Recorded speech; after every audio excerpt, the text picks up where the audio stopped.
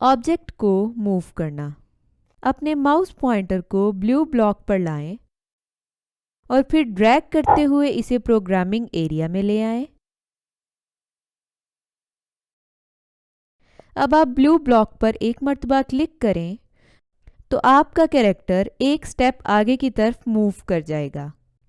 आप जितनी मर्तबा ब्लॉक पर क्लिक करेंगे तो आपका कैरेक्टर उतने स्टेप्स आगे की तरफ मूव करेगा। Additional tips.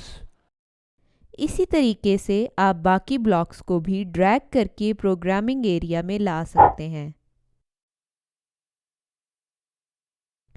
आप जितनी मर्तबा ब्लॉक पर क्लिक करेंगे तो आपका कैरेक्टर उतने स्टेप्स आगे की तरफ मूव करेगा।